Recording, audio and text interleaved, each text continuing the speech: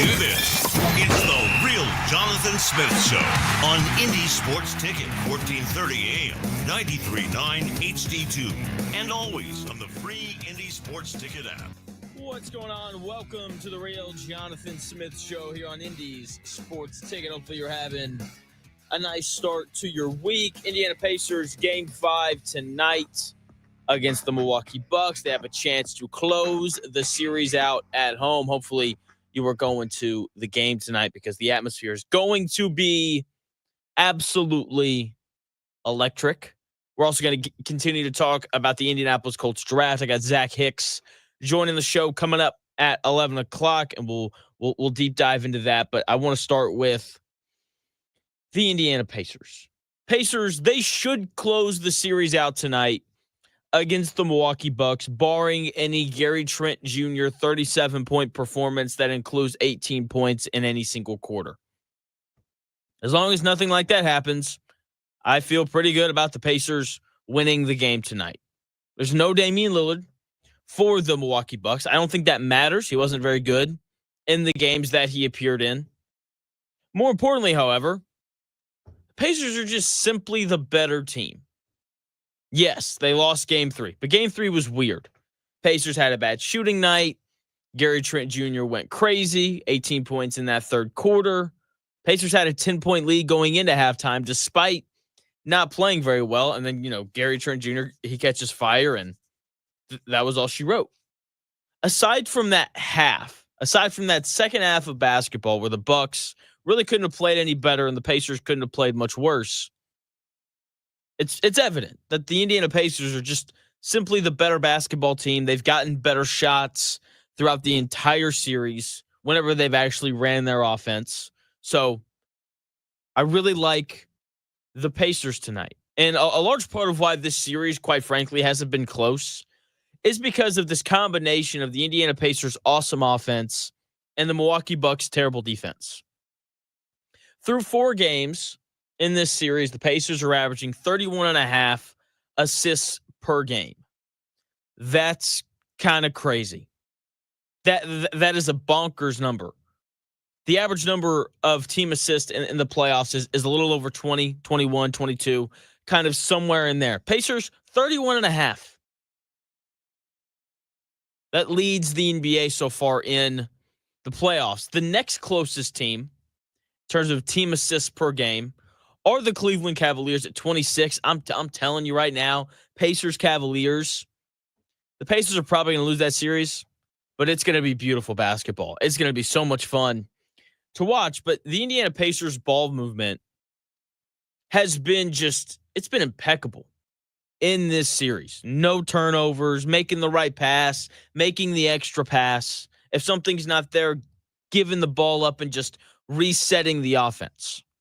And when your offense looks like that, when you rely on everyone on the floor to get good offense, then it doesn't matter if you have the best player in the series or not. Because Giannis has clearly been the best player in the series, but, it's not the Pacers coming down the floor, running a lot of one-on-one or a lot of just high ball screen driving kick action. Like, if that was the offense that the Pacers ran, then it would matter that Tyrese Halliburton and Pascal Siakam are as Giannis is.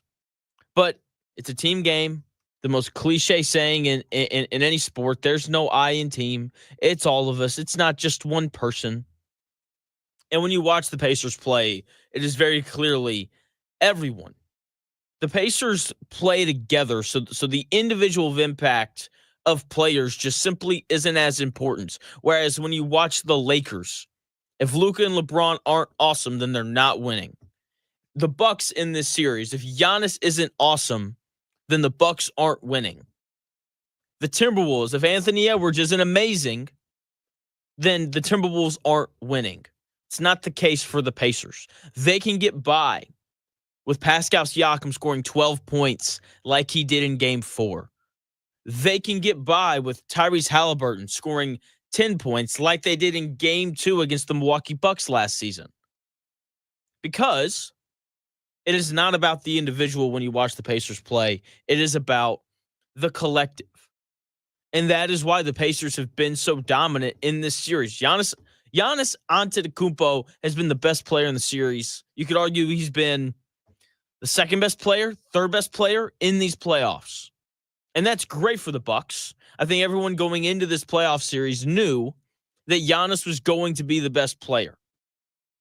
But the Pacers have so clearly been dominant because of today's Top 10 Tuesday. I just want to highlight who I think have been the 10 best players in this series.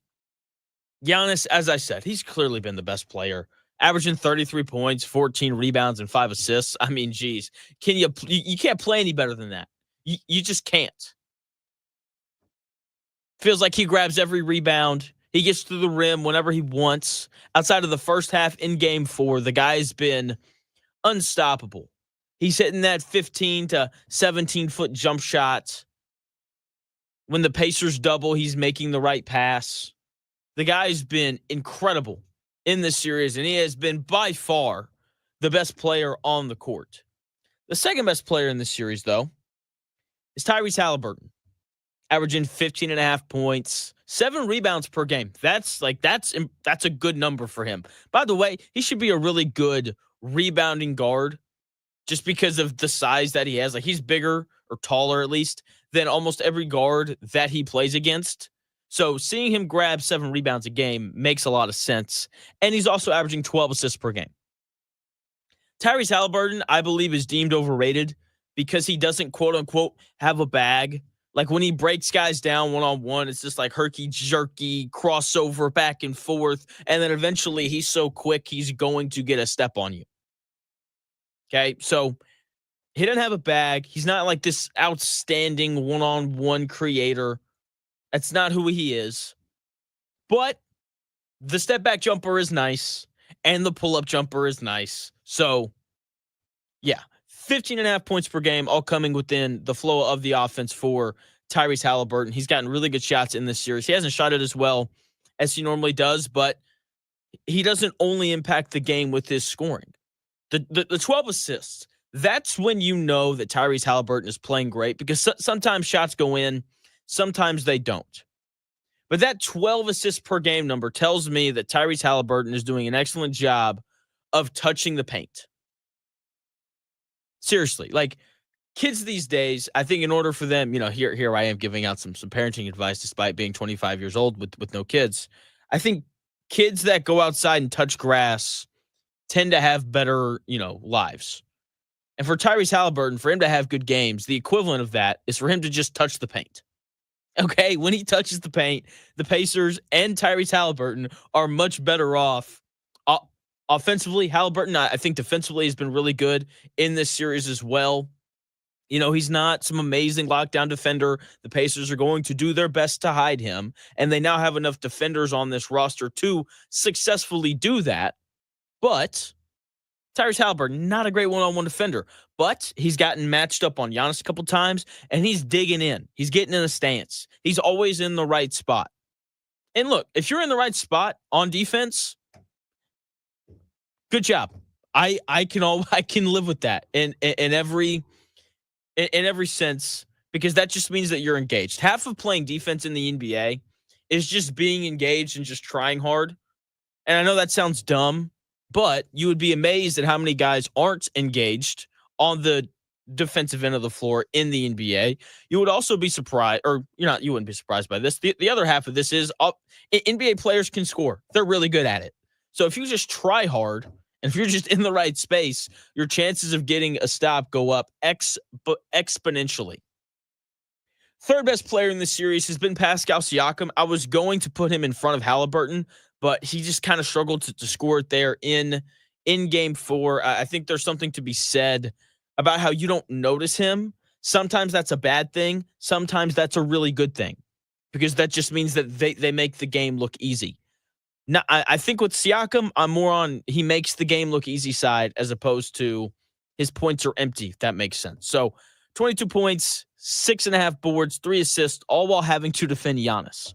Like, the guy has been the epitome of consistent from the start of the season. I've made this case multiple times. If the Pacers have anyone on this roster that deserves to be all NBA, it is Pascal Siakam, because he's been great from the start of the year all the way to the finish of the year. Also, he's posting a career high in three-point percentage this year, which has opened up this Pacers offense even more than what he did last year when he showed up. So he has been awesome on both ends of the floor, but especially offensively. It feels like whenever the Pacers need a bucket, they can give him the ball right there at the elbow and say, go score. And it doesn't really matter who's guarding him. He's going to find a way to score the ball. So he's been excellent in this series. Fourth best player, Miles Turner. And this isn't an offensive selection, averaging 16 points and 4 rebounds a game, though. 4 rebounds is brutal as a center. I mean, that's terrible. But the reason why he's been the fourth best player in this series is simply because of the defense that he has provided. I thought last year was a down year for him on the defensive end of the floor. I didn't think that he protected the rim to the levels that he was capable of. This season, more specifically, this playoff series, he has been vital defensively for the Pacers. 3 blocks per game. Like, that is so important, and that doesn't even tell the full story. Because when you're playing the Bucks and you're playing against Giannis, and you know that freight train is running right down the middle of the lane, like, you have to have someone who can be a deterrent at the rim. And that is exactly what Miles Turner has been in this series. The Pacers are not up 3-1 without Miles Turner's impact on the defensive end of the floor. Number 5, Andrew Nembhard. He just has quarters where he'll take over and score like 8 to 12 points. You know, he's got a right shoulder that could knock over Thanos. Just throwing it into dudes. It's great. I love it. Also, you know, he's taken the toughest assignment defensively on guards. So whether that's Lillard or Kevin Porter Jr., when he's on the floor, it's usually Nembhard drawing that assignment. So he's had to defend one of the better players. He's probably going to have to guard Darius Garland during this next series against Cleveland if the Pacers end up winning the series. Look, if LeBron can come back from down 3-1 and beat the 73-9 Warriors, then Giannis can come back from down 3-1 and beat the Pacers. I don't think it'll happen, but it is 1,000% in the cards. But Nembhard, been really good. He shot the ball well too. You know, he barely shot 30% from 3 during the regular season. He has been much more consistent shooting the ball in this series. So he's been just very important to the Pacers and their success. Number 6, Aaron Nesmith, 14 points, 5 rebounds a game while playing outstanding defense. It's been Siakam or Nesmith for the most part on Giannis throughout this series. I talked a little bit about this yesterday. Just the competitiveness of Aaron Nesmith and how important that is for him, and just the impact that he has on this Pacers team. Like, he's significantly smaller than Giannis, but he just competes, gets up underneath him, makes every dribble hard, and then he's athletic enough to get off the ground and contest shots at the rim. He's also athletic enough to pull off crazy chase down blocks like what he did to Bobby Portis there in Game 4. Speaking of Bobby Portis, he's been the 7th best player in this series, doing top 10 Tuesdays, the 10 best players in this Bucks and Pacers playoff series that hopefully is going to end tonight at 6 o'clock. Love the 6 o'clock start time, by the way. If you don't have FanDuel TV, though, you won't, because the game is on NBA TV, which is kind of brutal. Anyway, Bobby Portis averaging 14 points and 8 rebounds per game off the bench. Bucks had a chance in Game 2 because Bobby Portis had 28 points. So, I mean, that's kind of crazy. Off the bench, 28 points. I think he had like 14 rebounds as well, if I'm remembering correctly. I think there's something about he gives the Bucks a bit of an edge as well, which is really important to have, just like how Aaron Nesmith gives the Pacers a bit of an edge. He's not as talky as Bobby Portis, but either way, my stance remains true. Okay, Bobby Portis gives the Bucks a very important edge that you have to have in every single series. Number 8, the 8th best player in this series. I think it's been Obi Toppin. 9 points per game on 60% shooting while shooting 46% from three. He struggled a bit there in game one. Since that, though, he's been really good, very consistent, coming in off the bench and finding ways to score, whether that's getting out on the break and laying the ball in or knocking down open threes. He's been good. He hasn't forced anything offensively in terms of putting the ball on the floor. So I think Obi Toppin off the bench has done a really good job of leading that bench group. He's been the Pacers' best bench player really all year, especially in the second half of the season. Number 9, the ninth best player in this series is Gary Trent Jr. 15 points a game, shooting 54% from the field and 52% from three. He'd be higher, but he didn't really start scoring until games 3 and 4, and most of that scoring came in game 3. So he has been really good for them. And they've needed him. I'm sure there's some part of Doc Rivers that hates that he didn't start him in games 1 and 2 because they've needed his scoring. He's competed well on the defensive end of the floor. Still not a good defender, but better than, Ryan Rollins or whatever that young point guard's name is. Better than Kevin Porter Jr. on that end of the floor as well. So he's been very important for the Bucks. And then the 10th best player in the series. Several options here. I went with Jarris Walker, though. Jarris Walker's been the 10th best player in this series. He's only playing about 14 minutes a game. He's averaging 5 points and 3.5 rebounds, almost as many as Miles Turner, on 54% shooting from the floor. And here's why I put him in this number right here. He's shooting 75% from three. When he's shooting the basketball in this series, you expect for it to go in. And part of that is he's taking really good shots. He's not forcing anything. He's only taking shots when he is open. So that's an element of it. And, he's really worked on his jumper. He shot over 40% from three during the regular season. Like this dude, he's a second-year player trying to find his way in the NBA, and he's carved out a role for himself. He comes in off the bench, he makes threes, he defends, and he rebounds.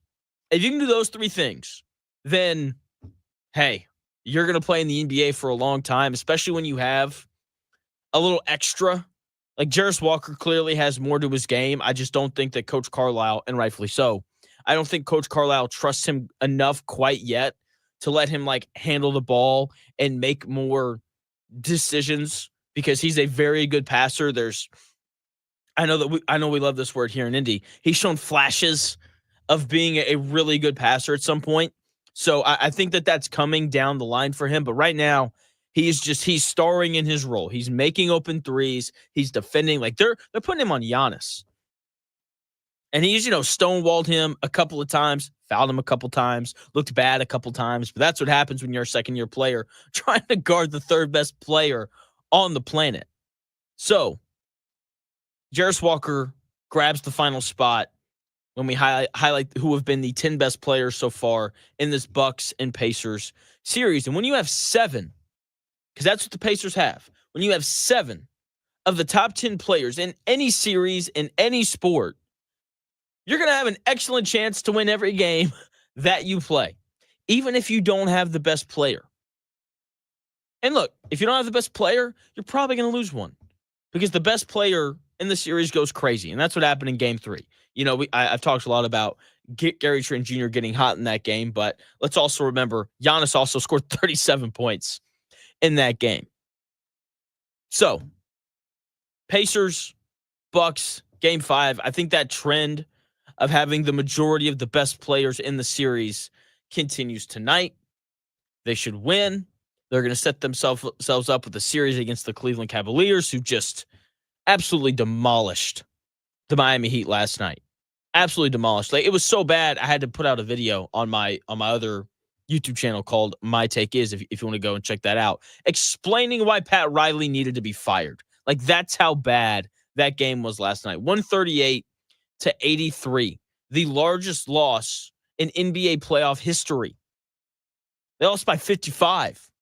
Jeez Louise.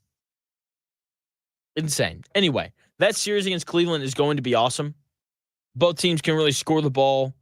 Both teams play a beautiful style of basketball. It's going to be so much fun to watch. It's going to be a magnificent series, but Pacers need to win tonight first. If they win tonight, then the series will start on Saturday, which means we're going to have to go a few days without any Pacers basketball, which is going to stink.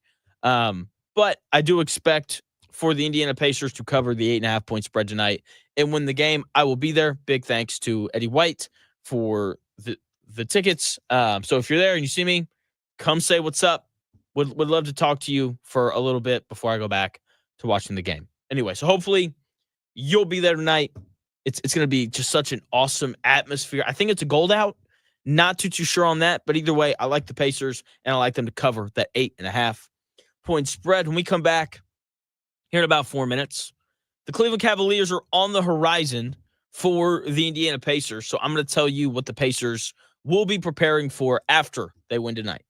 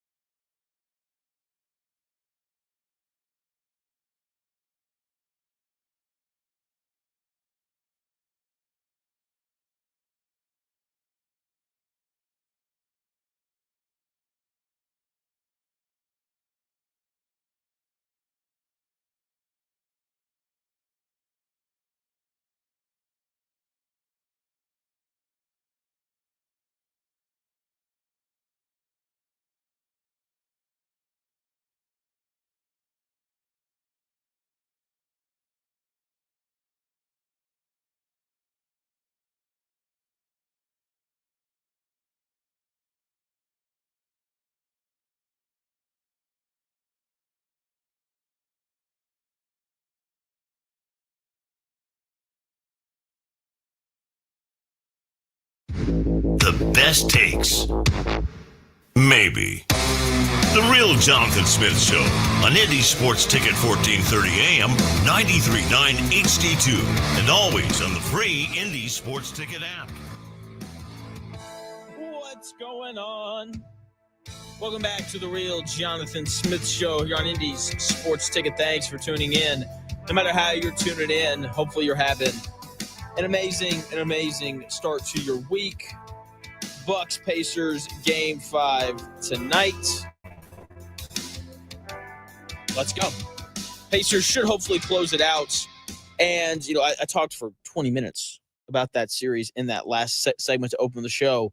And while I was doing that, we have some breaking news. Indiana has now added another guy via the transfer portal. North Florida transfer big man. What's his name here? Josh Harris has committed to Indiana. He, pretty decent player last year. 6'9", 230-pound freshman last year. Averaged 30 points and 13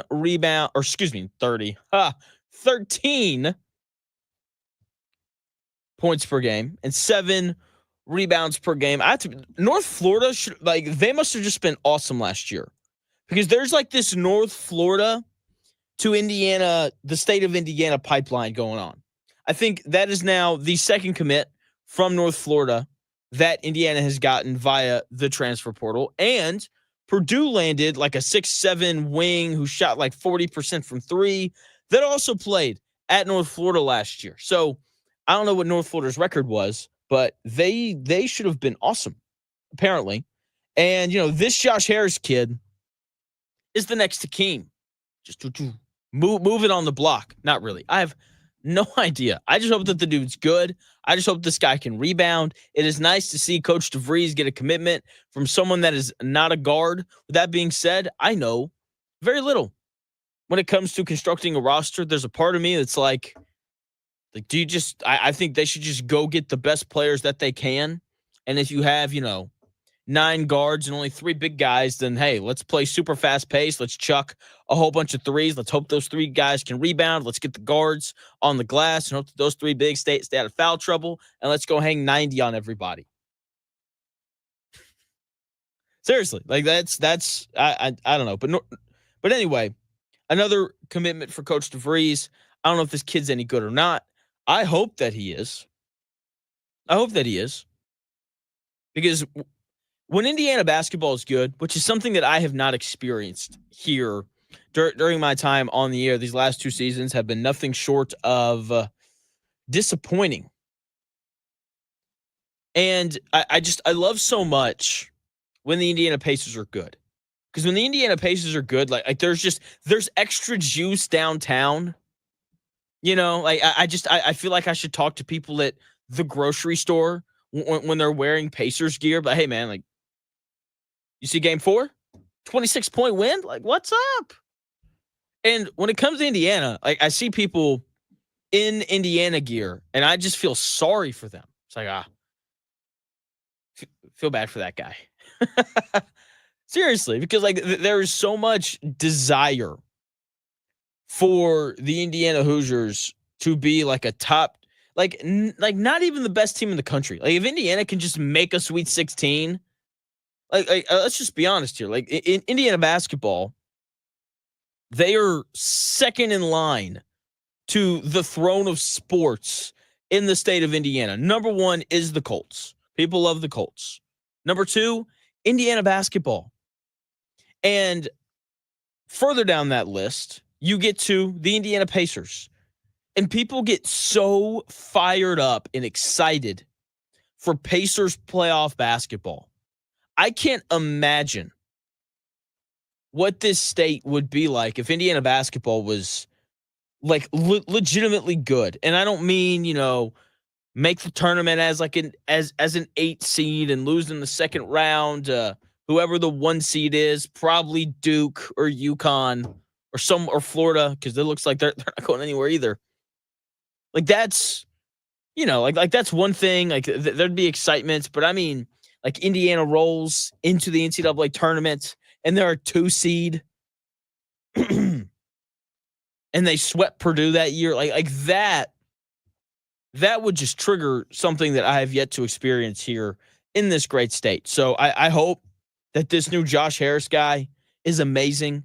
I hope he's the Big Ten Player of the Year this next year, or something like that, because this program of Indiana basketball just needs some energy.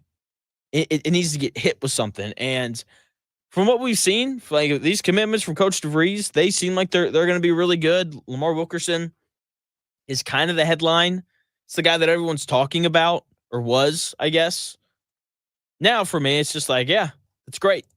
Um, Tucker DeVries, though, is still going to be the corner piece of this Indiana offense. Okay, like he was at West Virginia, he was at Missouri Valley. He's been in his dad's system now. It's going to be his fourth year, right, playing for his dad, and so like he knows what's up.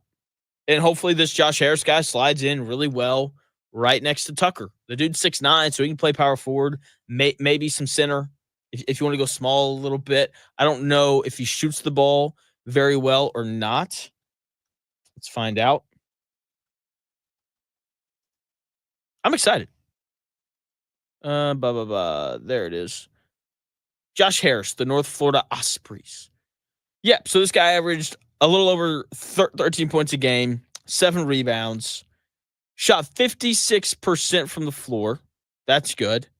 And he shot 33% from 3 on a little over 1 attempt per game. So not a knockdown shooter, but definitely a guy that you can't just leave all alone. Yet another guy for Indiana who can really shoot the ball. The spacing on this team is going to be like foreign to people who have watched Indiana over the last 4 years and have watched two bigs clog the paint, because Indiana's going to have guys on the floor at all times who can step up and knock down shots from the outside. And that is when I look at this team that Coach DeVries is currently assembling, that is the thing that gets me more excited really than anything else. Knowing that Indiana's not going to lose games because they can't make a three. And look, like what I mean by that is not, they're never going to have a bad shooting night, because that's going to happen. They're going to have nights where they don't shoot the ball, because that's just how basketball goes. But there were games this last year, and really over the last 3 or 4 years with Mike Woodson, where the Hoosiers would be down by like 7. You're like, man, a 3 here would just be nice. And you knew that there was little to no chance that they were going to get that 3.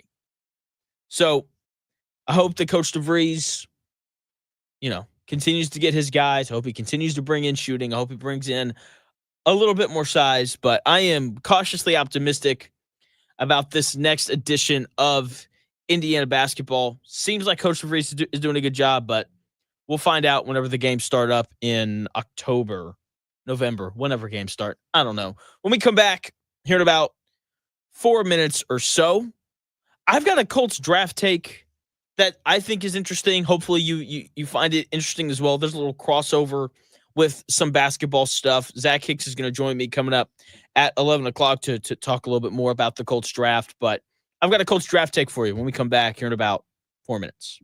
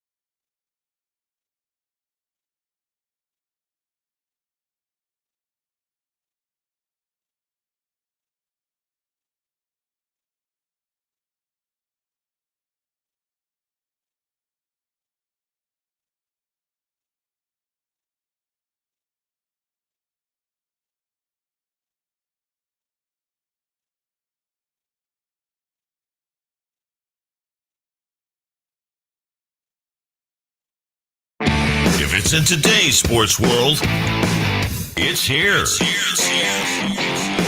The real Jonathan Smith Show on Indy Sports Ticket 1430 AM, 93.9 HD2, and always on the free Indy Sports Ticket app. What's going on? Welcome back to the real Jonathan Smith Show here on Indy Sports Ticket. Hopefully you're having a nice start to your week. Pacers, Bucks, Game 5 tonight. Can't wait to watch that game. Should be an absolute blast. Zach Hicks, the Locked On Colts, is joining the show coming up here in about 20 minutes. We'll be able to continue to discuss the Indianapolis Colts draft. And speaking of their draft, as you know, I thoroughly enjoy the NBA. And I've been watching all these different playoff series. And there's one guy in particular that I've really enjoyed watching. His name is Anthony Edwards. And I promise this comes back to the Colts. I think that the Colts need to draft players like Anthony Edwards. And when I say that, probably like, well, yeah, Jonathan, like the dude's super talented and he's really athletic and yeah, like of course the Colts need to draft players like Anthony Edwards because that means that they're talented. While that is partially true, that is not what I mean. Anthony Edwards is everything that a team in any sport would want in a young player. That is what he is. From the way that he talks about everything except for his baby mamas. To the way that he works, to the way that he shows up in big moments. This is the kind of guy that teams in every sport want to draft. When Anthony Edwards is asked questions about his performance or what he did to help his team win, there are no I statements. There are no I statements. It is about we. It is, hey, Anthony Edwards, you had, 28 points and 7 assists tonight. What'd you see? Oh, I saw, Jay McDaniels making every play that he needed to make. He had 24 tonight, and we needed every one of those. That is who Anthony Edwards is whenever he speaks. It is never about himself. It is always about his teammates. It is always something positive about his teammates. And you need to have players like that. You need to have players that understand and value the other guys around them and want to call that out more than they want to talk about themselves. The other thing, or another thing that he does that this Colts team needs, this dude's unafraid in big moments. Like, this guy doesn't back down from anybody. He'll go at anyone. He has this irrational confidence of, I'm better than everyone, no matter who they are. And I think we saw it in Game 4 against the Lakers. This clip went viral. He scores a tough bucket in the fourth quarter over LeBron, and he's having to defend LeBron. And so they're running back up the floor, and they get to the half-court line, and he just shoves, just two hands, shoves LeBron. And then, LeBron's like, that was weird. Takes 5 or 6 more steps. Anthony Edwards, another shove. And look, LeBron's 6'8", 240, whatever he is now. Anthony Edwards is like 6'5", not 240. So he's not moving LeBron very much, but there's just this constant edge that he plays with. And you can see it. He thinks he's better than everybody. He's going at LeBron in this series. Luka, who bounced him in the Western Conference Finals last year, he's going at that dude. He's talking trash, getting Luka riled up. And it doesn't matter because Anthony Edwards has been awesome in this series. Last year in the playoffs, goes right at Kevin Durant. Just goes right for him. And the Timberwolves ended up sweeping Durant and the Suns. But the biggest thing about Anthony Edwards that makes him a guy that I think the Colts, that makes him the kind of guy that I think the Colts should want to draft and sign in free agency, is the fact that he's gotten better. Last year, the Timberwolves lost to the Mavericks in part because Anthony Edwards made the wrong decision too often when he got double teamed. This year, the Lakers are doubling him, and he's made the right decision. Like, he's turned the ball over, I think, 4 times total in these 4 games, and that's it. He was able to reflect on his season and say, you know what? I wasn't very good at fill in the blank. I wasn't very good at making decisions when I got doubled. And this year, you can tell that he worked on that in the offseason. You can tell that, he watched a lot of tape or film, and he figured out, okay, these are the pressure release valves that I need to hit whenever they double me this way, or whenever they blitz me, or whenever they do this. And now it's helping his team win a playoff series. When I watch the Colts, I don't see this with guys. I don't want to be too hard on Anthony Richardson because, he was rehabbing his shoulder last offseason. Obviously, if you're in a sling and you can't really throw, it's tough to work on your accuracy. But what he could have done was sit down, look at his TV or whatever, and watch film on how teams blitzed him. He could have worked on, changing the protections and doing those important things. And I'll never forget, when he got benched for Flacco, all of a sudden he started showing up early. And the first thing that it was reported that he worked on was identifying blitzes and knowing how to check to the proper protection. That is something that should have been worked on in the offseason, like before he ever started week 1 of his second year in the NFL. It's problematic. You need guys who work on their weaknesses in the offseason. Okay? Like that is what you need. And the Colts, I don't feel like, have guys that really fit all of those categories. Sure, they've got guys who fit some of them. But, you got Zaire Franklin. He's mouthing off on his own podcast, talking about himself more than anything else. And the Colts don't need players that want their own podcast. Instead, they need players that lift their teammates up as opposed to themselves. And they, show up to work every day and they're just normal. Normal's a good thing. Normal is underrated. I love normal. I love a normal day where nothing crazy happens. That's just a personal preference of mine. And with the Colts, there is no normal day. The Rams, a football team that wins a lot of games in part because of Sean McVay and Matthew Stafford and that roster, but they also win a lot of games because it's just normal. They just have normal days all the time. You know why Aaron Rodgers hasn't won, in the last 3 years that he's been a starting quarterback? Because nothing's been normal. He's just created problems and new storylines and new issues. Okay, you need normal. And the Colts don't have normal. They have Zaire Franklin mouthing off on his own podcast. They have guys that, say, I did my job after throwing a game-sealing pick 6 in the biggest game of the year. That's not a normal response.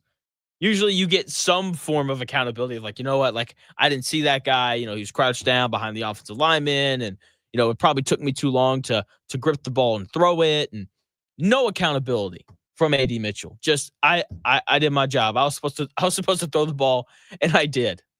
Okay, man. The Colts need players who take responsibility for what they do wrong.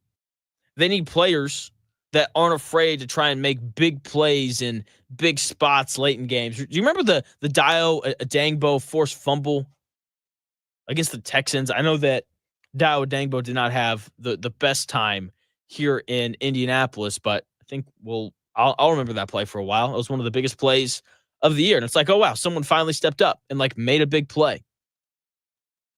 Okay, so they need more dudes like that. But most importantly, they need guys who just work in the offseason.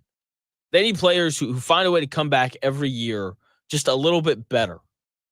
Because when you look at the best teams in the NFL, when you look at teams that have put together these dynasties, they have that. They have guys who come back better every single season. Obviously, the most important thing in the New England Patriots dynasty run was Tom Brady, right? If they don't have Tom Brady, then they don't go on that run. If they don't have Bill Belichick, who's, we're going to talk about him here in a second. If you don't have him, then they probably don't go on the run. But you know what else they had? They had guys who got better every year. The Patriots don't go on that dynasty run if Julian Edelman doesn't work his tail off in the offseason to improve to a point where he could replace Wes Welker. The Patriots don't go on that dynasty run if it's not for Rob Gronkowski is just kind of deemed this big, dumb idiot. But he's not. He's actually smart, believe it or not. And he worked his butt off, and he came back better every year. You have to have guys like that if you want to sustain success. You have to have it because older guys get worse at some point, and you have to have young players that figure out ways to get better every single offseason.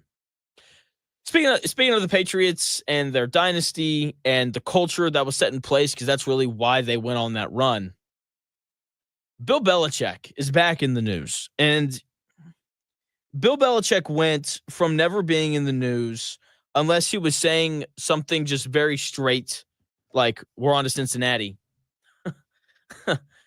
And people just kind of made fun of him for that. That or they found a reason to talk about his greatness because he did stuff like that. That is not the case anymore. That is not why Bill Belichick is in the news. He wasn't on camera the other day saying we're on to Clemson. It's not a thing. And Bill Belichick being in the news again has led me to having a new rule. I am firmly in the no backwards hats camp when you're doing a press conference. If you're doing a press conference, wear your hat forward. Simple as that.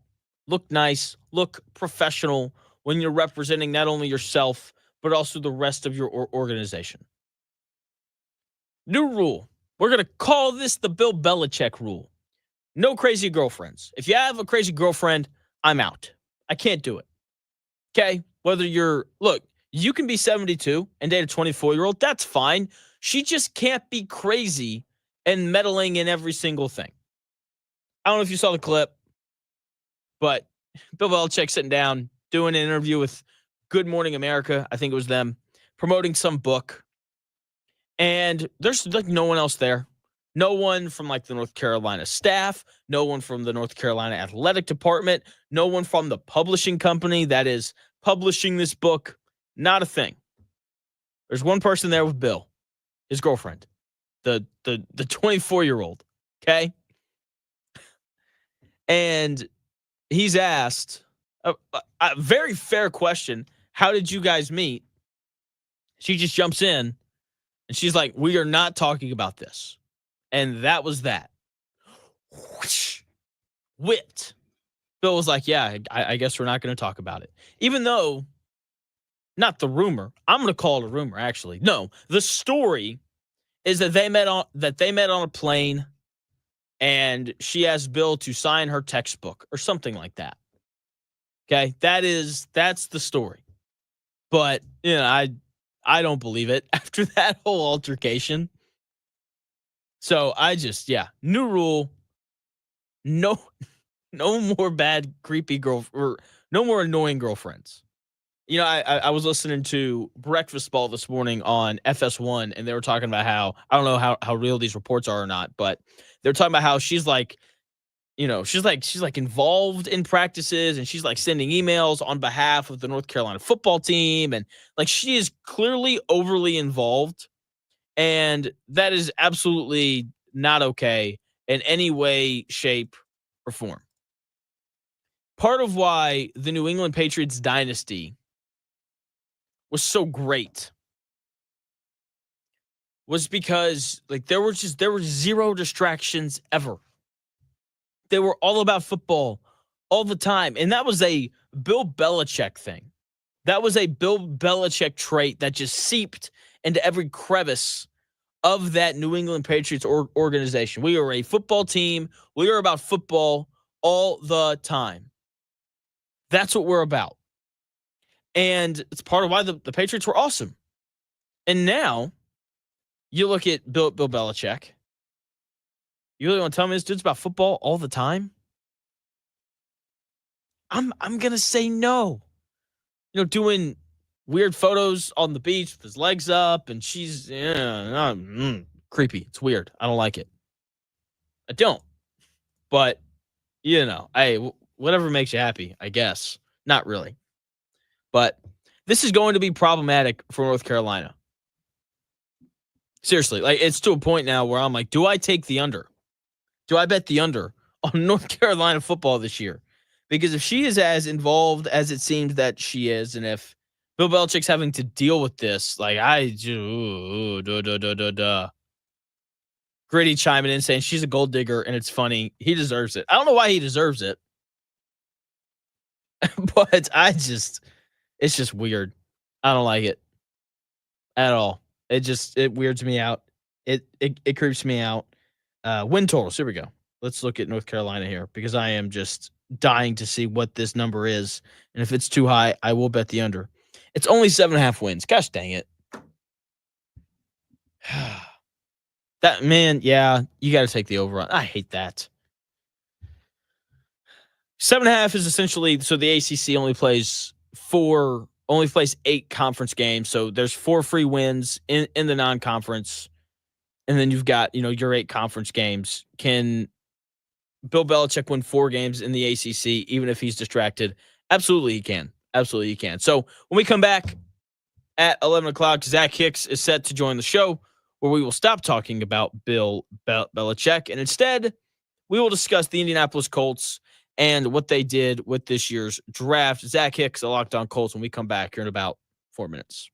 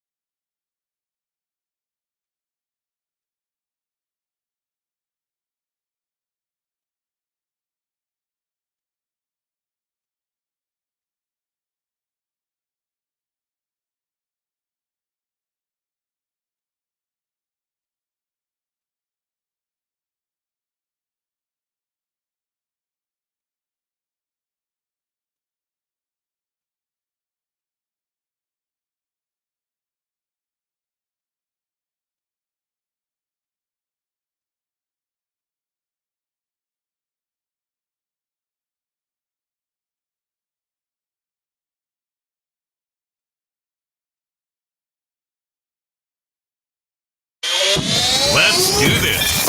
It's the Real Jonathan Smith Show on Indy Sports Ticket, 1430 AM, 93.9 HD2, and always on the free Indy Sports Ticket app. What's going on? Welcome back to the Real Jonathan Smith Show here on Indy's Sports Ticket. Hopefully you're having a nice start to your week. Joined now by Zach Hicks of Locked On Colts to discuss the Indianapolis Colts draft. Zach, what's going on, man? How are you? Doing good, man. Doing good. It was a long weekend because those nights just go so long, and they have not found a way to make this draft go a little bit quicker. I mean, they're just announcing 200 something picks. Like, it really shouldn't take as many hours as it takes, but maybe I'm just being an old man yelling at a cloud here with that point. Very, very fun weekend. I'm glad the Colts got some good players and excited to see what's next for these guys. You're not being an old man. You are 1,000% correct. The number one overall pick should have zero time. Like, right. The draft should start not with the 10-minute clock, with just the first pick's in. It's been in for the last month. The Titans take Cam Ward, and then we should just start with pick number 2. 10 minutes is insane. Yeah. Like, I get it. Like you have to give teams time to make trades, but can we go like 8 minutes instead? Honestly, my complaint more so is with day 3 this year. I wasn't watching it live. I was, writing while I was also like speculating who the Colts are going to get and getting some calls and texts from people. How the heck did it go from noon until like 7:30 at night? Like 7.5 hours for 4 rounds. I was telling my wife, I was like, yeah, I'll be done this by like 6 o'clock and we can have dinner and then I can record. And it kept going and going and going. I was like, what is going on with this day 3 here? It's going so long. I had to wait so long just to hear they're taking some white safety linebacker out of Wisconsin and Riley Leonard. Like, come on. I could have just figured that out beforehand. That's brutal too. It's like, hey, don't worry, I'll be done at 6, and then an hour and a half later, you come out and you're just like, I'm so sorry. Dude, we actually went to some like event thing for like half an hour just to get away, like grab a beer and then just like chill. Yeah. And we went there at like right after the Colts made their round 5 pick. I got back and they were still like 15 picks away from the round 6 pick, and I was like, come on. Like, let's get this going. Like, we were there for like half an hour, 45 minutes. But yeah, not to again, just complain to all your listeners here. No, you're good. Gosh, man, they got to hurry up with these day 3 picks. That was insane this year. That's insane. Joined by Zach Hicks of Locked On Colts, complaining about all of our issues with the NFL draft. Back to the Colts. What are just kind of your overall thoughts on the draft?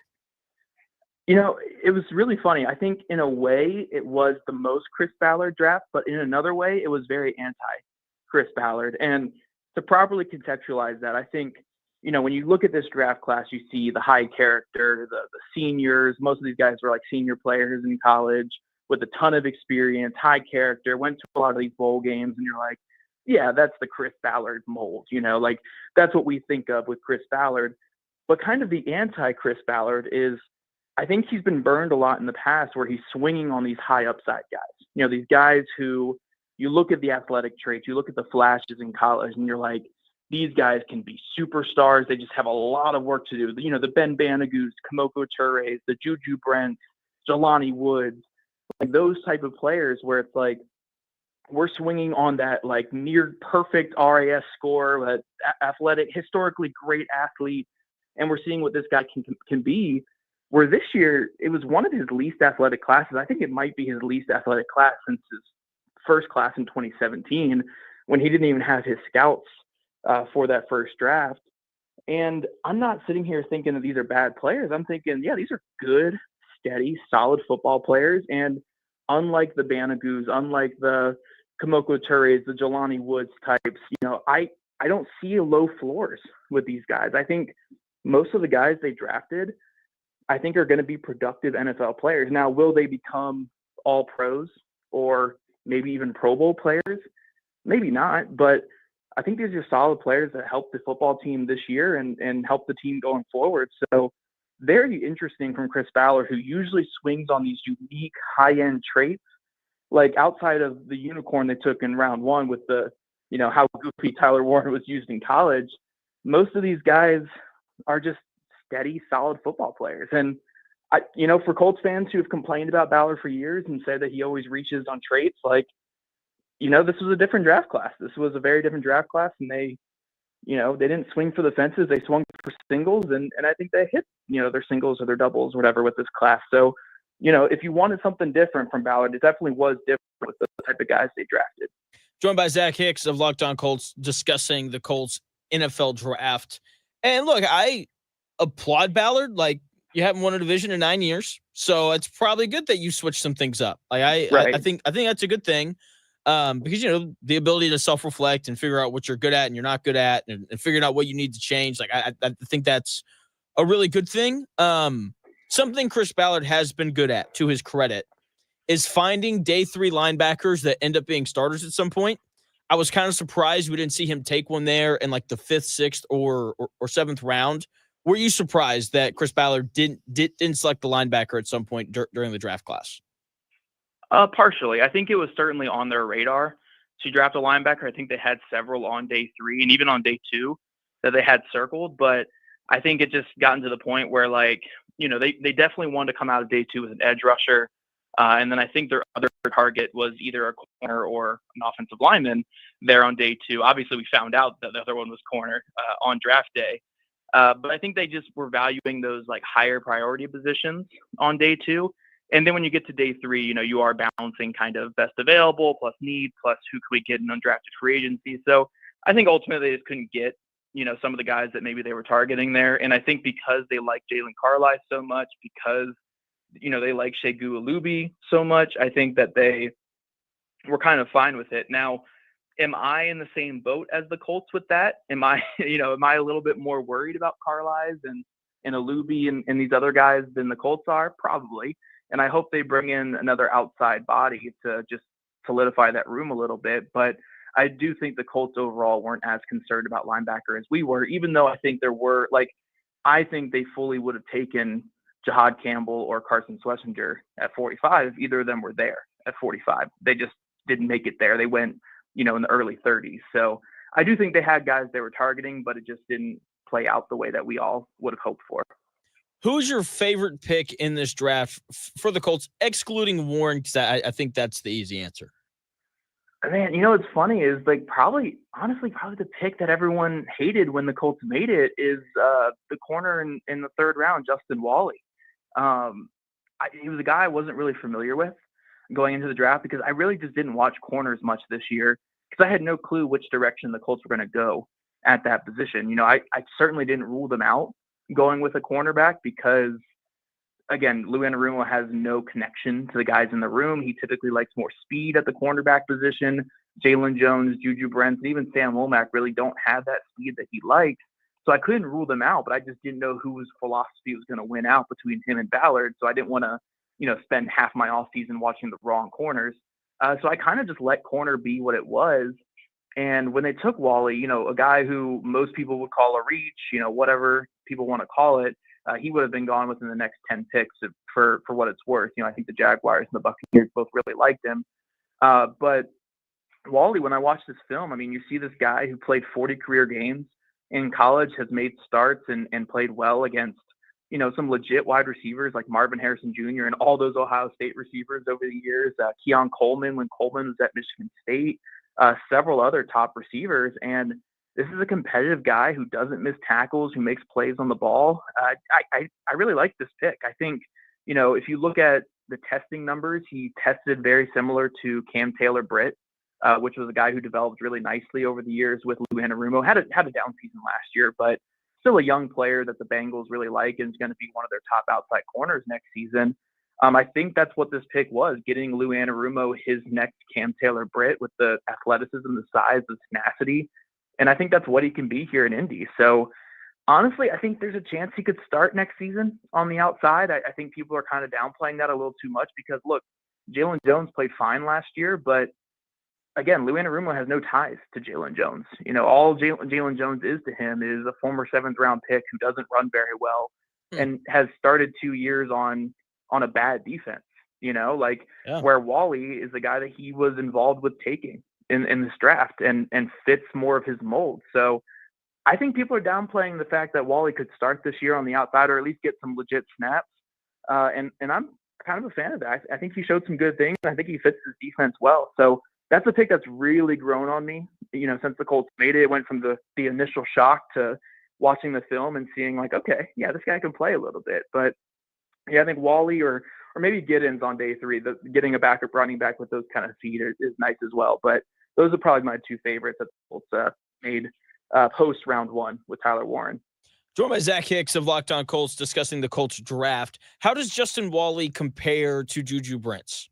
Because obviously, like, Brents has all the injury history, but he was a second-round pick. So, like, there has to be some kind of talent there. I guess, how do those two guys compare?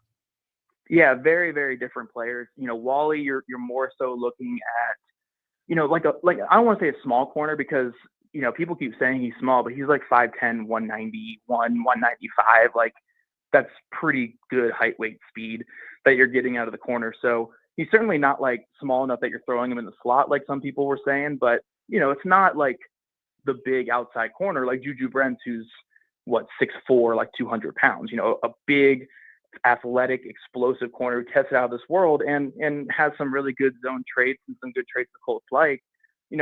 These two are just very, very, very different types. When you look at Juju Brents, you're thinking the old Legion of Boom Seattle Seahawks with Brandon Browner and Richard Sherman. That's the kind of corner that you want. Where when you look at what Wally can bring, again, you're looking at like the Taylor Britts and just the feisty outside corners that can turn and run with receivers and compete. So I think Brents, you're more so looking at a talent that fits what the last regime was trying to do on defense, like what the last defensive regime was trying to do. We're trying to drop into our cover 2s, our cover 3s. We're going to displace a little bit at the line of scrimmage, have a big physical corner that can tackle and get his long arms into passing lanes. Where when you look at this current system, we're going to blitz a lot more. We're going to fake coverage. We're going to have outside corners rolling into deep safety look. We're going to have outside corners blitzing. We're going to have outside corners, matching routes underneath. You need a lot more athleticism there. And Wally has more foot speed than a player like Brent. So I'm not really sure where Brent falls into this new system because I already didn't love the fit coming into this offseason with just what Anarumo wants out of his corners.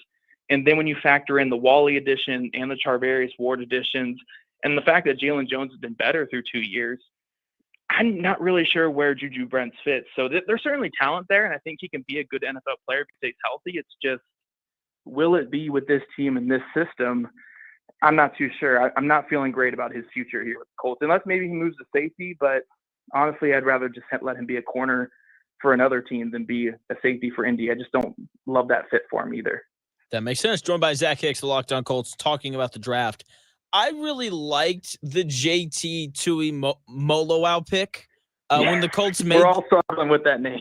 Dude, it's brutal. I keep wanting to call him Iamaleava. I don't know why. Yeah, I say it so well in practice, and then the second that I'm like on a recording or anything, I look at the name, it freaks me out. It's just Tui Moloau. Tui Moloau. All right. So as soon as the Colts made the pick, one of my really good buddies is a huge Ohio State fan. The pick goes in, and I get a text that says, "You just got Cam Hayward 2.0." And I was like, I don't know. Cam Hayward's like a Hall of Famer, but I don't mind the energy on that. What were your thoughts on that pick and just him as a prospect?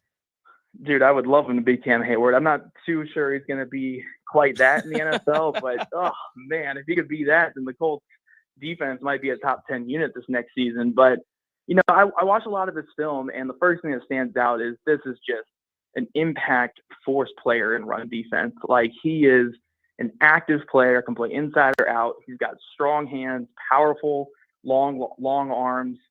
And if you leave him unblocked at any point in run defense, he's not afraid to explode into the backfield and make a play. I was really, really impressed with his ability in run defense.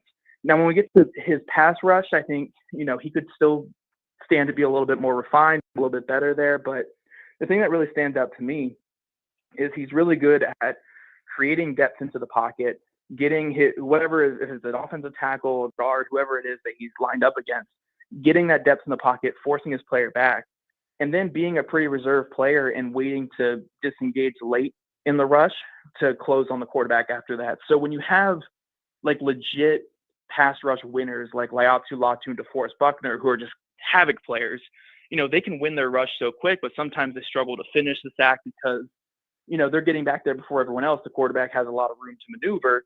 You need to have players like Tuimoloau who can shed those blocks late, stay reserved in his rush lanes, and finish plays for sacks. So I think he's a great complementary rusher. I'm not going to sit here and say that he's going to be, a Max Crosby or Cam Hayward. I would love him to be a Cam Hayward. I'm not too sure he's going to be that as a pass rusher, but I think when you add together just an absolute force and run defense who's going to be a plus impact player there from day one, and then a guy who can finish sacks and be a complementary rusher, I think you have a really high floor with, a decently high ceiling as well. Like, this can be a guy who hits like 8 to 10 sacks. Maybe he's not, top 5 in pass rush win rate or top 10 in pass rush win rate, but he can get like 8 sacks cleaning up the mess in the backfield, like a George Karlaftis, for instance, in Kansas City. So I think he can be a really solid player for the Colts, and he's still young. He's still growing by all accounts.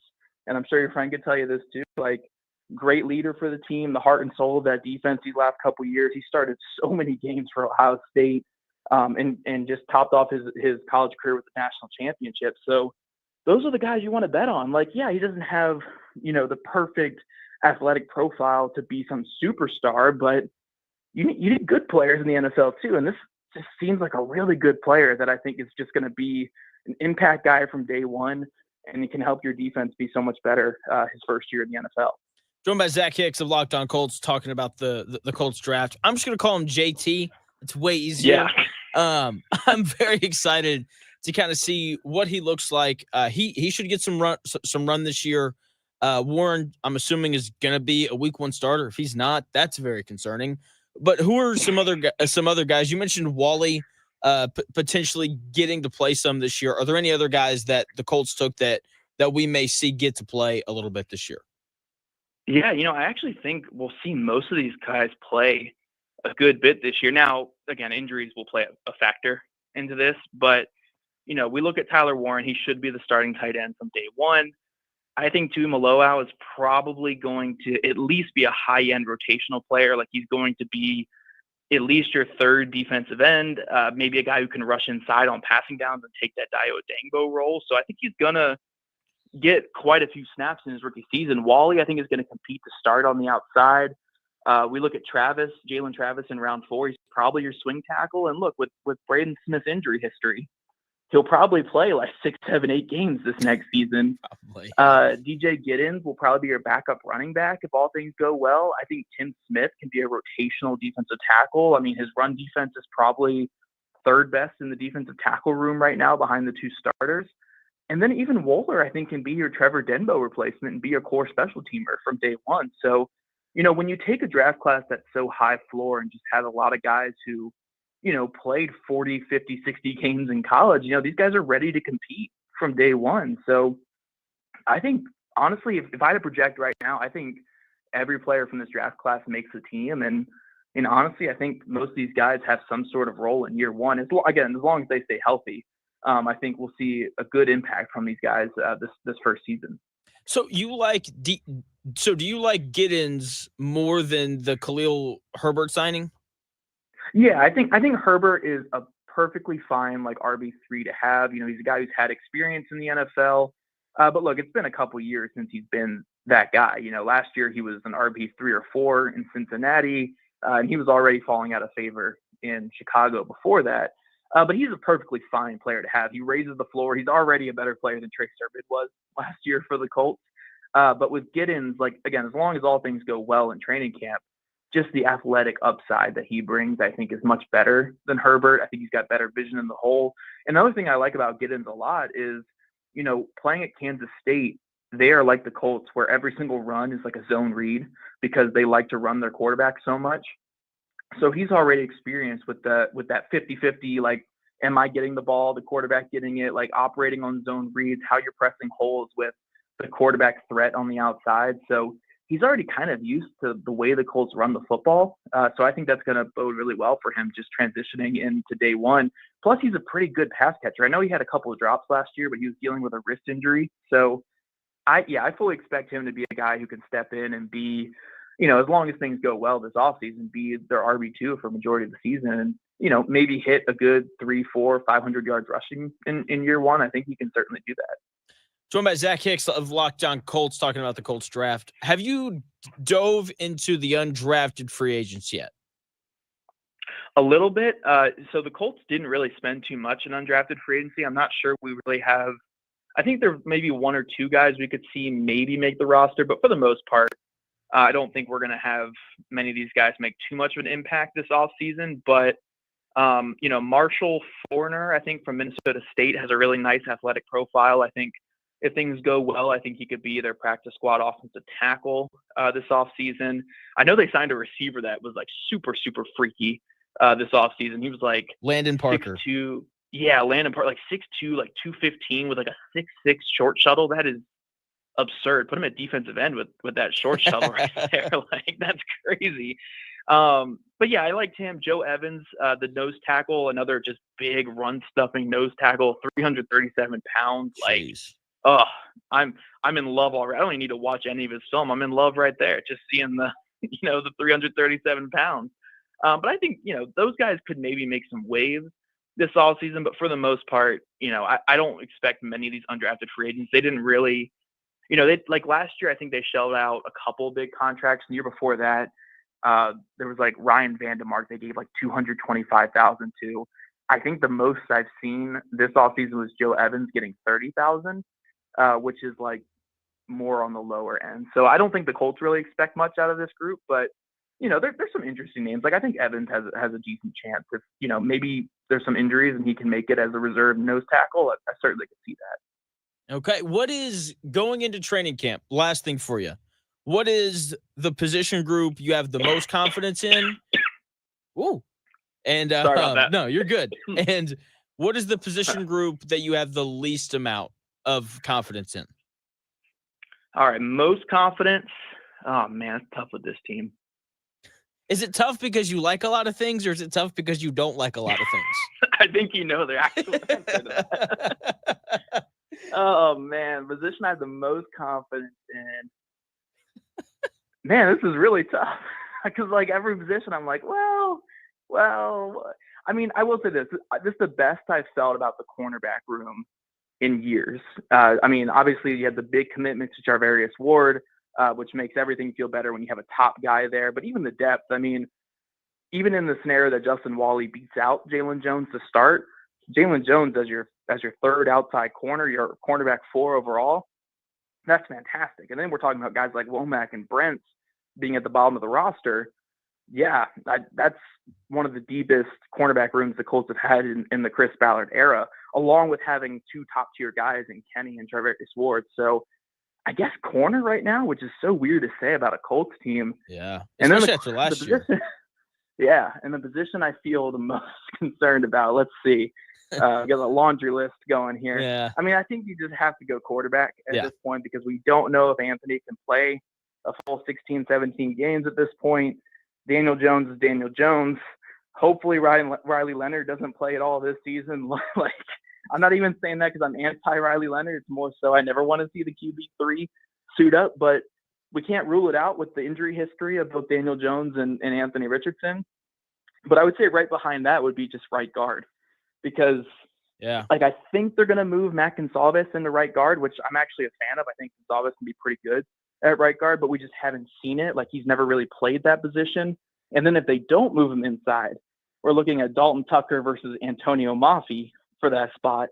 And that doesn't inspire much confidence. So we'll need to see some kind of, signing or something if they don't want to move Gonsalves inside. But there's still a lot of work to be done with this Colts team. I expect them to bring in a few more bodies to play for camp, and we'll see what this final roster looks like. But I'm feeling optimistic about some spots, but ultimately it just comes down to that quarterback position. Like, what do these guys look like? Who's more consistent in camp, and who gives this team the best chance to win? I think my favorite NFL draft take I saw was Colin Cowherd saying that Riley Leonard, the next Josh Allen, wasn't taken until the 6th round. I was like, that's hysterical. People get too crazy about the court. Like, not every quarterback is the next this, or like, you can just look at a draft class and be like, well, yeah, I mean, like, Ward has some of that BS magic that worked for Jaden Daniels last year, and I think there's a good chance he could carry his BS magic over too, like Daniels did. Sanders, I think, had a limited upside, and obviously the interviews and stuff led to him falling, but he can be an okay player in the NFL. And then you look at, the Shucks and the Darts have some talent, but we'll see if that ever works out.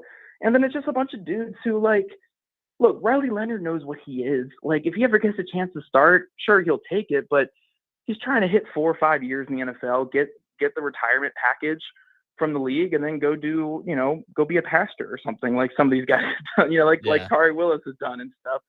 Like, that's what he's expecting out of this. He doesn't need to be labeled the next Josh Allen. He's taking the Sam Ellinger role. He's going to hold a clipboard, be buddies with everybody, and maybe make a few friends along the way. Like, that's really what the draft pick was. Yeah, and having rich friends is really nice. Yeah, awesome. I would kill for it. It's a great job. Except when just Saturday comes in and puts you in the starting lineup, that's a little concerning. Yeah. But that's a great job. Well, then you just throw nothing but checkdowns, and then your completion percentage is high, and the people are like, we should start Sam Ellinger over Anthony Richardson, and then you get there. It's great. That's true. What Sam had to go through in that New England game, though, before when Frank Reich got fired, I wouldn't want that. I wouldn't survive that kind of showing that he had, where he got sacked 9 times in that game. I'm not feeling that. But any other Sam Ellinger start, those are fun games. Those were a blast. Zach Hicks, Locked On Colts. Make sure you go and subscribe to their YouTube. Follow Zach on Twitter as well, at Zach Hicks too. Zach, I appreciate you as always, man. We got training camp. We're not far away. They're working out and doing all that good stuff. So I'm sure we'll be talking a lot more. Thanks for your time, man, as always. Awesome, man. Thanks for having me. That is Zach Hicks. Once again, follow him on Twitter, at Zach Hicks too. Does a great job covering the Colts, and I do a great job of covering the Indiana Pacers, who play Game 5 tonight against the Milwaukee Bucks. I will be there. Can't wait. Shout out to Eddie White for passing those tickets along. So when we come back here in about 4 minutes, we'll get into Bucks Pacers Game 5.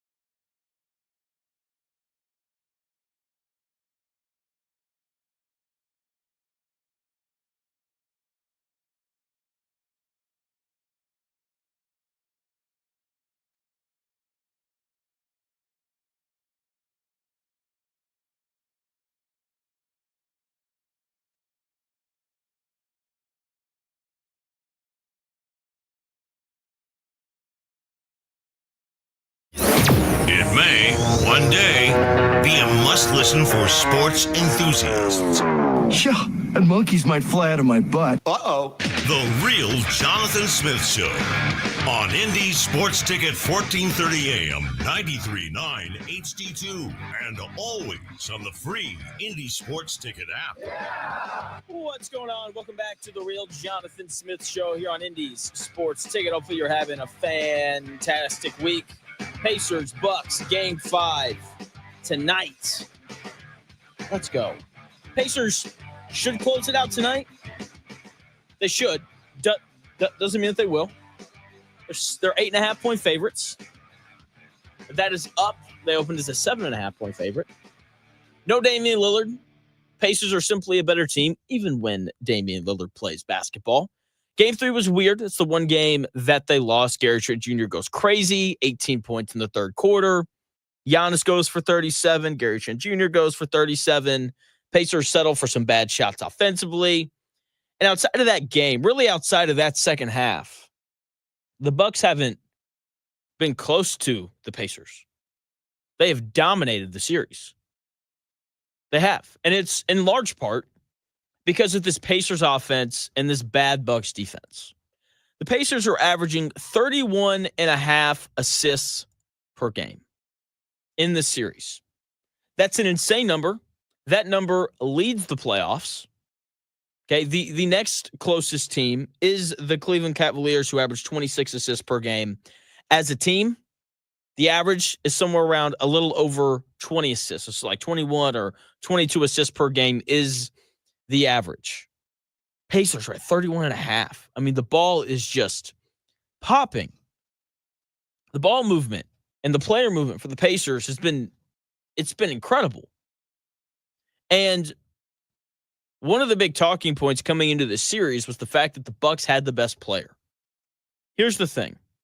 When your offense isn't just relying on one guy, when the ball is moving and you rely on all five guys to move around and move the ball and make the right pass, your entire offense isn't about one guy. And it doesn't matter if you have the best player in the series when your offense looks the way that the Pacers does. Like for the Boston Celtics, it is very important for Jason Tatum to be awesome in every single series.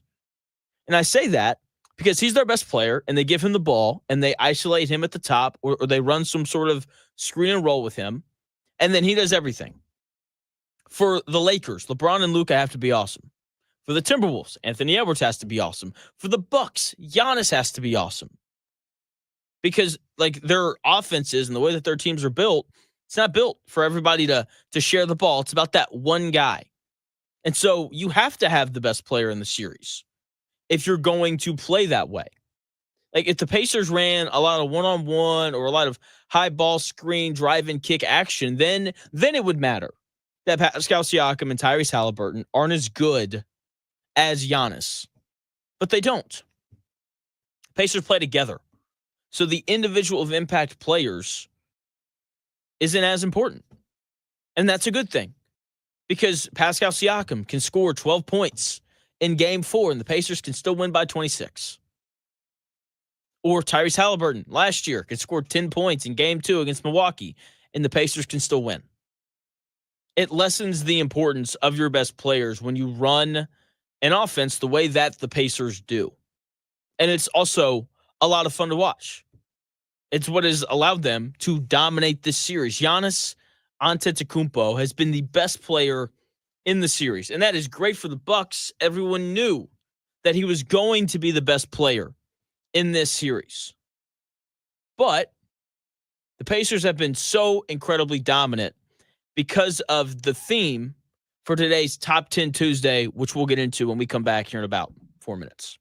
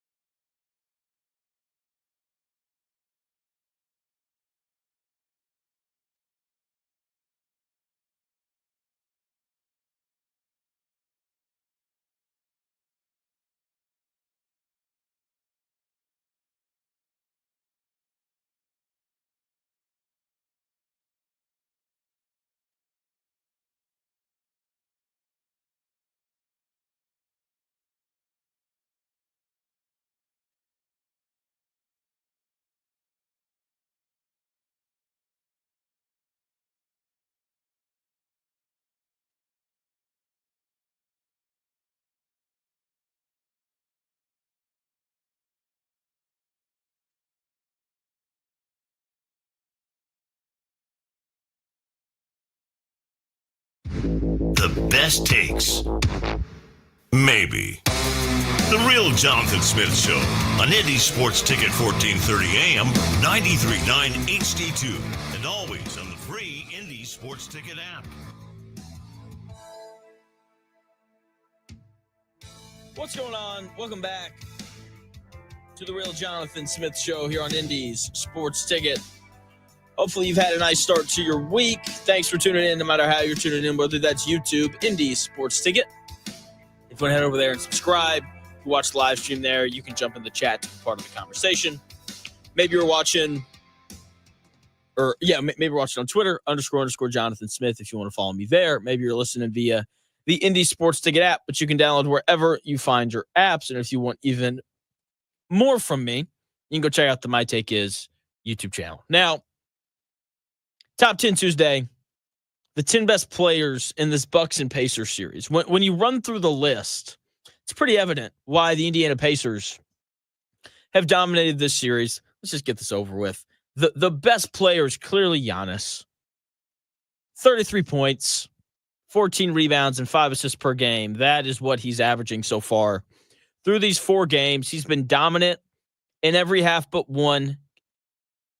The first half of Game 4 the other night, he had 8 points on 3 of 10 shooting. That is the only time the Pacers showed any ability whatsoever to slow that dude down. And to be fair to the Pacers, that's more than a lot of teams have slowed him down this year. You know, the third best player in the world and the guy who finished third in this year's MVP voting. However, the second best player in the series has been Tyrese Halliburton, averaging 15.5 points a game, 7 rebounds, and 12 assists. And, you know, he's voted the most overrated player in the league by his peers, all that good stuff.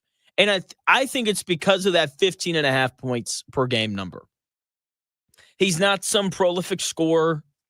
He's not, he doesn't have a deep bag, as the kids say.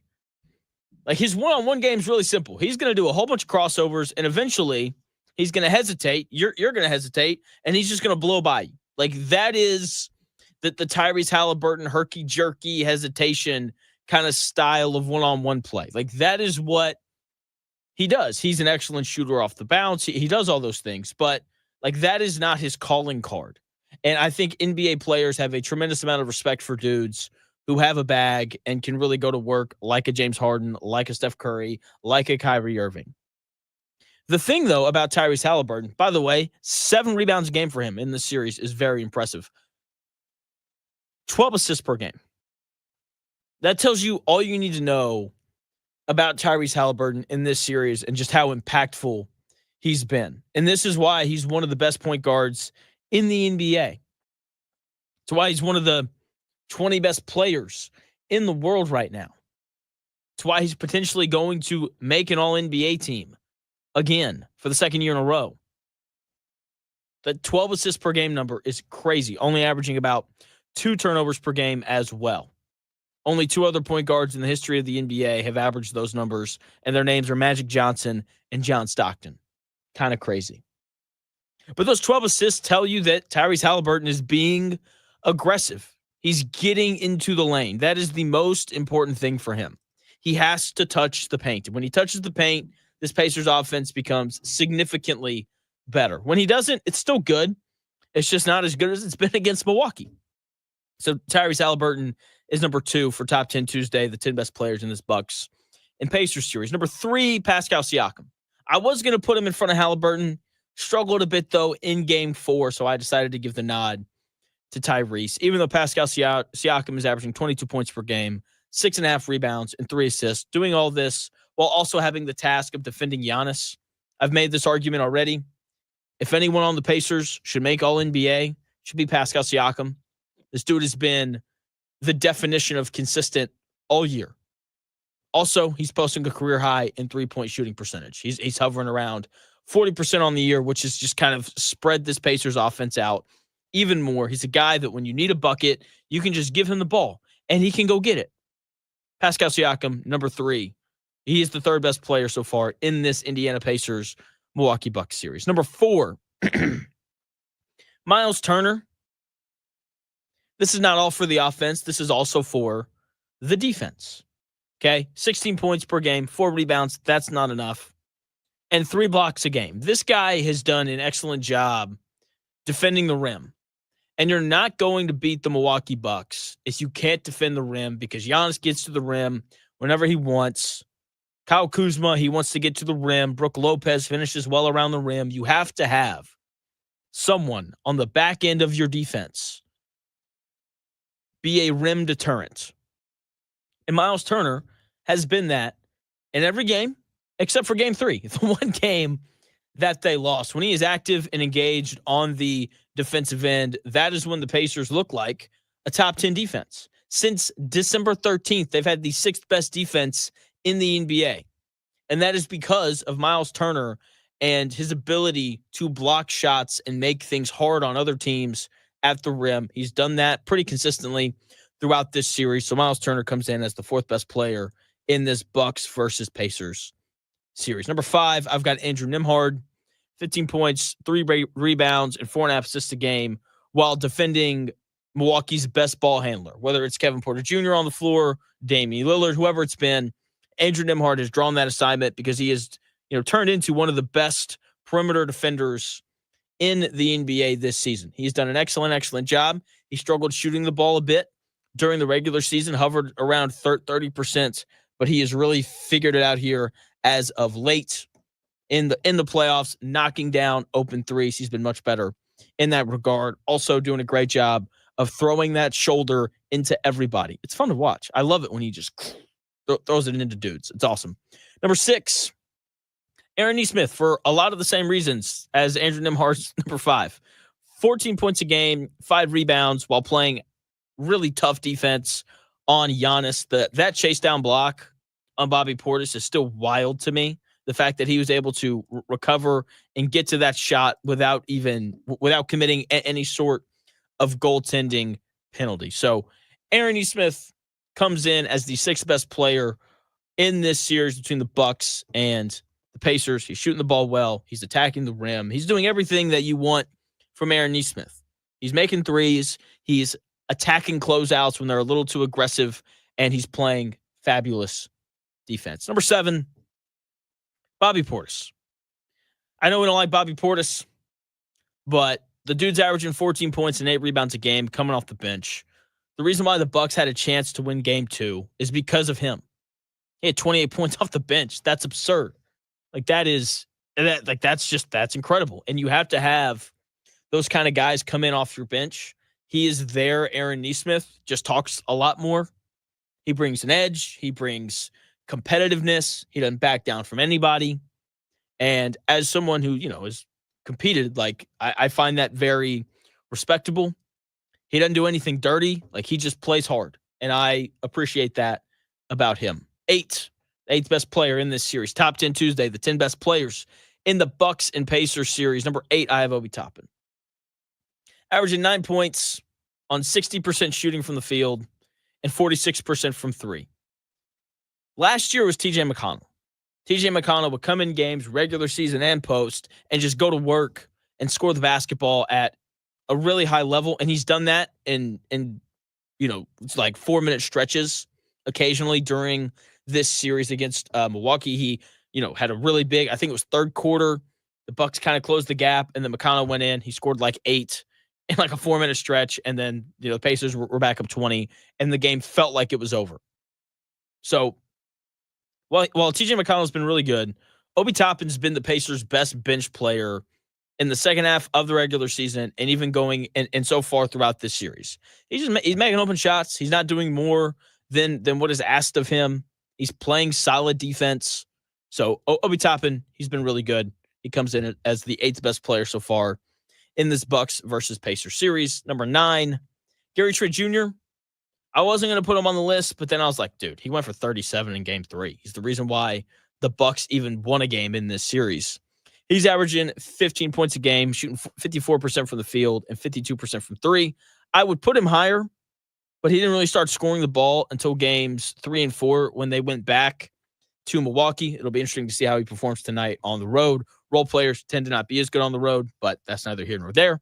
So if he'd been scoring earlier, I'm sure there's a part of Doc Rivers that really regrets not plugging him into that starting lineup immediately. He's a decent defender. I wouldn't call him a good one, but he's better than a lot of the other guys that the Bucs have. So Gary Trent Jr. comes in as the 9th best player in this series. Number 10, multiple options here because the Pacers are playing like 11 dudes a game. It's awesome. Number 10, I ended up giving the nod to Jarris Walker. Only playing about 14 minutes a game, but he's averaging 5 points and 3.5 rebounds a game in those 14 minutes. All while shooting 54% from the floor. And here's the kicker. Here's why I put him down as the 10th best player in this series. He's shooting 75% from three. He's doing a pretty decent job of having to defend Giannis because when he's on the floor, he gets that Giannis assignment. And there are, a few stretches where he'll like stonewall Giannis because he's a big, strong dude. And then there's, a couple of possessions where he looks bad. And then there's a couple of possessions where Giannis just beats him because he's Giannis.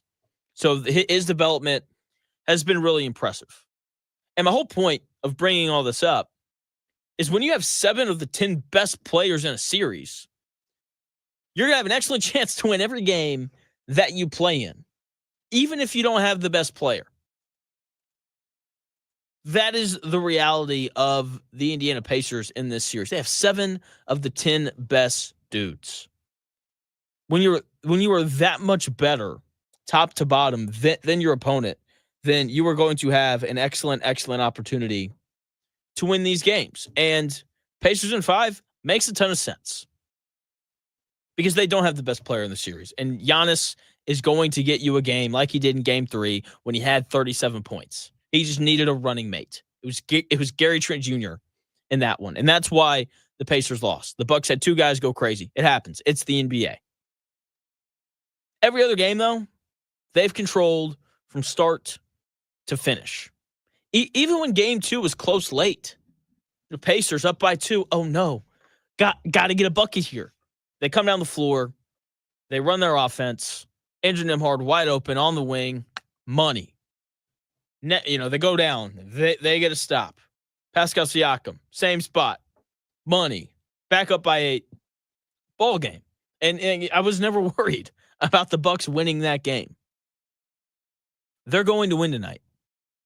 And they're going to set themselves up for a series against the Cleveland Cavaliers. And that series is going to be awesome. Both teams can really score the ball. Both teams play beautiful style of basketball as well. This is going to be a magnificent series between those two teams, but the Indiana Pacers have to win tonight. I think they will. I think they'll cover that 8.5 point spread. I don't think this game's close. I think that the Pacers come out with a real sense of urgency, and they just kind of take it to them really right from the jump. That is my expectation for the game tonight. I'll be there. I'm very excited. Playoff basketball games are just the best, man. They're the absolute best. So I can't wait. I can't wait. It's going to be great. I'm hoping Halliburton finally has that game where he hits like 7 of 10 threes and he goes off for 30. Do it in a closeout game. That gives you way more clout. No Lillard tonight, obviously. That's part of why I think everyone feels pretty good about the Pacers winning tonight. Unless Gary Trent Jr. decides to go crazy again. Hopefully not, but that is in the cards. Tonight's going to be a really tough game. I think it's one of those games where like the fourth quarter is going to start. The Pacers are going to be up by like 7. And then it's going to kind of stay 7 for the first 6 minutes. And then in the last 6 minutes, we're going to see them just kind of separate themselves from the Milwaukee Bucks. I think the energy is going to be up, not just in the crowd, but also for the Indiana Pacer players. So can't wait. I think tonight's game is going to be awesome. If you can go, you should. If you see me while you're there, come say what's up. I would love to say what's up back. And it'll be good. Thank you for tuning into the Real Jonathan Smith Show. I greatly, greatly appreciate it. The Dan Dockett Show coming your way next. Aaron Torres and Tom Brenneman coming on the show today at 1 and 2:30. So a couple great guests lined up for you. Make sure you're tuned into that. Make sure you subscribe to the Indy Sports Ticket YouTube page, and make sure you subscribe to the My Take Is YouTube page as well. I will talk to you tomorrow.